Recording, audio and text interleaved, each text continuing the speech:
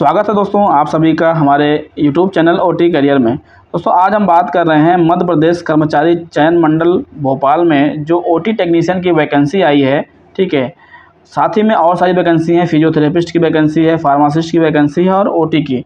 तो जो बेसिकली हमारा ओटी टेक्नीशियन भाइयों के लिए हमारा यूट्यूब चैनल है और उसी के लिए हमारा आज हम बात करेंगे उसमें कि ओटी टेक्नीशियन का जो सिलेबस है उस सिलेबस में कहाँ से क्वेश्चन आपके आ सकते हैं या फिर क्या क्या आपको पढ़ना है। तो जो भाई फॉर्म भरे हैं उनके लिए बहुत ही इंपॉर्टेंट है कि ओटी टेक्नीशियन का बहुत ही इंपॉर्टेंट है कि कहाँ से क्वेश्चन आपके आ सकते हैं। सबसे पहले दोस्तों यहाँ पे हम देखते हैं कि आपका इंट्रोडक्शन ऑफ द सर्जरी, ठीक है, introduction to surgery and basic surgical procedure.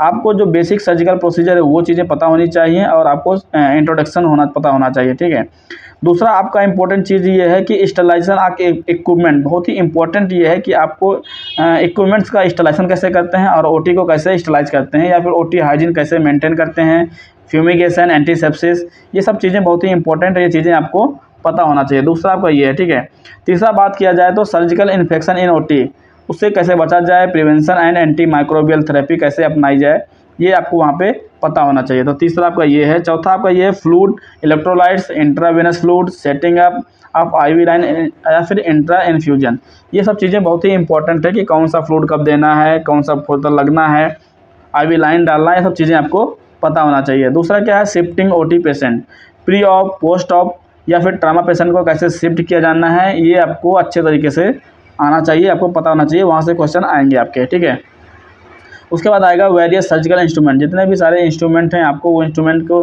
पहचानना, उनके फंक्शन, ये सब आप चीज़ें आपको पता होना चाहिए। तो यहाँ पे इंपॉर्टेंट ये है कि आपको सारे इंस्ट्रूमेंट के बारे में जानकारी होना चाहिए। दूसरा क्या है, maintenance and care of general या फिर special surgical instrument and equipment.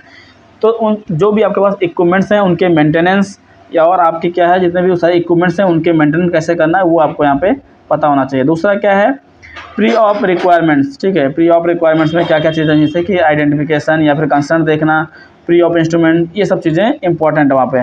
दूसरा क्या है, कंट्रोल ऑफ हेमरेज या फिर रेस्पिरेशन, तो आप हेमरेज को कैसे कंट्रोल कर सकते हैं, ये सब चीज़ें इंपॉर्टेंट है। या फिर ओटी इल्यूमिनेशन, ये इंपॉर्टेंट है। Preparation of the surgical field, कहाँ पे आपका सर्जरी होनी है उस साइट को कैसे आप प्रिपेयर करेंगे, ये इंपॉर्टेंट है।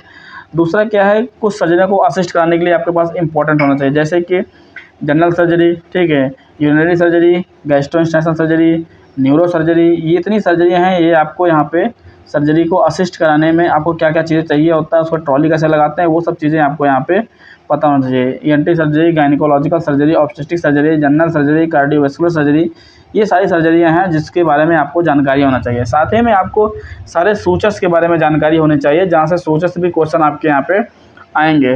दूसरा क्या है, कलेक्शन ऑफ स्पेसिमेन, आप स्पेसिमेन कैसे कलेक्ट करेंगे वो चीज़ें इंपॉर्टेंट है। दूसरा सर्जिकल के बाद बहुत ही इंपॉर्टेंट होता है ड्रेसिंग, और ड्रेसिंग मटेरियल बहुत ही इंपॉर्टेंट होता है और उनका कैसे इस्तेमाल करते हैं, तो वो चीज़ें आपको इंपॉर्टेंट है। और सबसे लास्ट में इंपॉर्टेंट आपका है वेस्ट डिस्पोजेबल, जो भी ओटी से निकलता है उसको किस तरीके से हम डिस्पोज करते हैं या फिर बीएमडब्ल्यू को आप कैसे फॉलो करेंगे, यहाँ से क्वेश्चन आपके आएंगे ही आएंगे, बहुत ही इंपॉर्टेंट है। ये इंपॉर्टेंट क्वेश्चन आपका है वेस्ट मटेरियल।